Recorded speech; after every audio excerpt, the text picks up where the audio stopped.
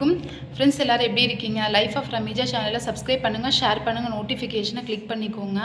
Friends எல்லாருக்குமே ஃப்ளைட்டில் போகணுன்ற ஆசை ரொம்ப அதிகமாக இருக்கும்ல. எனக்கும் ரொம்ப நிறையவே இருந்துச்சு.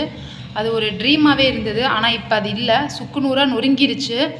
லைஃப்பில் வந்து இதுக்கப்புறம் வாழ்கிறதே பெரிய விஷயமா தெரியுது. எங்கே வாழ்ந்தேன், நான் வாழ்கிறதே பெரிய விஷயம் அப்படின்ற மாதிரி இருக்குல்ல.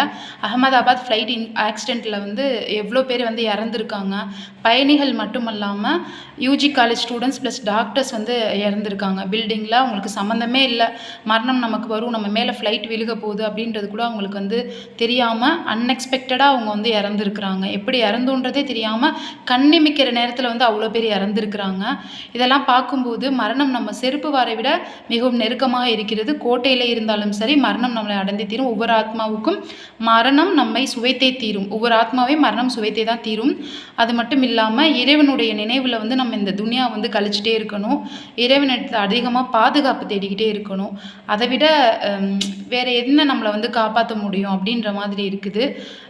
வாழ்கிற வரைக்கும் நல்லபடியாக நம்ம வாழ்ந்துட்டு போயிடணும் அப்படின்ற மாதிரி இருக்குது. ஏன்னா தவணை காலம் வந்தால் முந்தவும் மாட்டோம், திந்தவும் மாட்டோம்ன்றது குரானில் எல்லாம் சொல்லியிருக்கான்.